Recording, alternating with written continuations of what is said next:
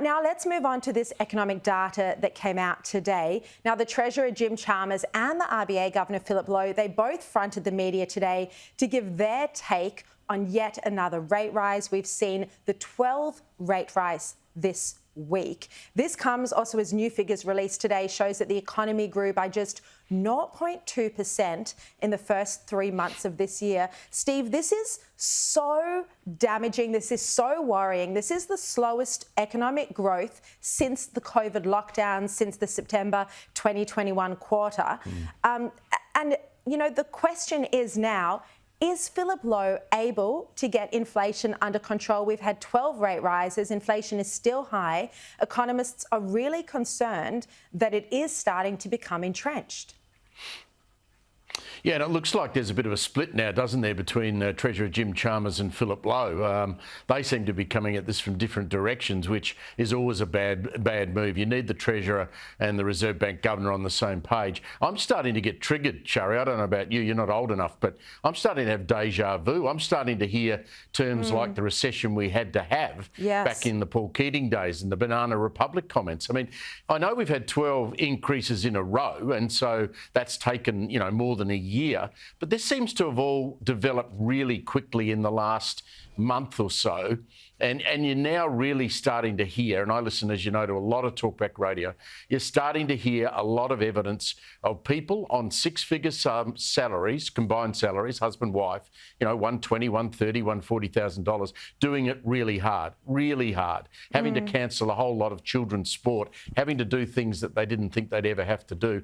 We are, I think, headed down the road to a recession, and it just feels like it now may be inevitable. Yeah, well, particularly with those figures that, you know, the economy grew by just 0.2%. There are analysts who are starting to say we are looking at negative growth or recession in the second half of this year. You mentioned that Jim Chalmers and the RBA Governor Philip Lowe didn't appear to be on the same page. There are reports that there are tensions between them. Let's have a look at what they both had to say today. And these developments mean that it is too early to declare victory in the battle against inflation. He like me, want to get on top of inflation. So, you know, we have to do that, and the Board of the Reserve Bank is strongly committed to it. I think we can still do it with preserving the gains in the labour market, or at least some of them. But if inflation stays high for too long, then we won't be able to. So that's the path we're trying to navigate, and the government understands that. There is more evidence in this data today that inflation is moderating from its peak of around Christmas time. I do expect that there will be a lot of Australians who will find this decision difficult to understand. It's for the Reserve Bank and its board in the usual way to explain and defend the decisions that it takes independently. And here was Angus Taylor. He's the shadow treasurer. He was responding to those growth figures that showed that the economy has grown just by 0.2%. Have a look.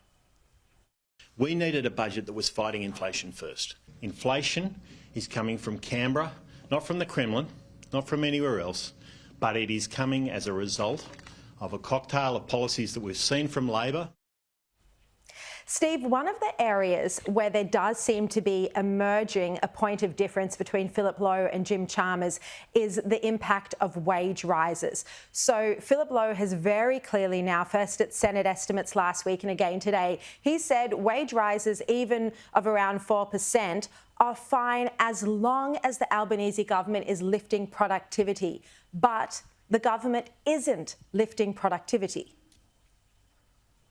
No, productivity is stalled. It's not going anywhere. And the problem for a Labor government, of course, is when they went through that election campaign a year ago, what they were promising was people's wages were going to go up. So they're now trapped between a rock and a hard place by saying, well, we want to deliver on those promises. We want people's wages to go up. Everybody wants to see people get a wage increase. But Philip Lowe's saying if the wages keep going up, then that's going to add to inflation, and we probably will end up in a recessionary mood. So it is a really difficult... I get a sense that maybe Jim Chalmers, the Treasurer, would like Philip Lowe to return to the good old days of being, whispering Phil Lowe, where he's not actually out there making statements and comments like the silly thing he said last week about if you're doing it tough, get a roommate or get someone to share a house with. I mean, I think Australians probably would like to hear less from Philip Lowe, to be honest. Look, I want to move on to quite a promising piece of news today, Steve. Australian researchers have pioneered a new type of treatment for multiple myeloma. It's called the future of cancer therapy. Scientists say this is for patients who haven't responded well to traditional treatments. They say it even could result in 80% of some type of cancers being curable. Steve, take us through how crucial this breakthrough is and which type of cancer sufferers would it help?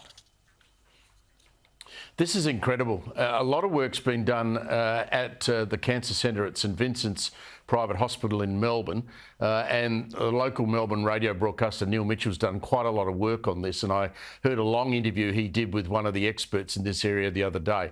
At the moment, it's available mainly to only wealthy people, Sharri. You've got to travel to the United States. What they do is they take blood samples from your body and they treat those and re-inject them back in and cells. And this has been extremely successful in treating myeloma. But the expert that I heard, Sharri, the other day is saying, well, this is the beginning. This may be, the final piece of the puzzle where we can treat all cancers. And he spoke about things such as prostate cancer and breast cancer, not just myeloma. And so the federal government's now got an issue that it's got to deal with because it's an extremely expensive process. But we need to be able to say to the scientists here in Australia, go your hardest, get it sorted out, make sure we can do it here, and then you've got to put it on the TGA. All right, Steve Price, great to see you as always on my show on a Wednesday, but you're filling in for Andrew Bolt every night at 7 p.m, so we'll see you in a couple of hours. Thanks for your time.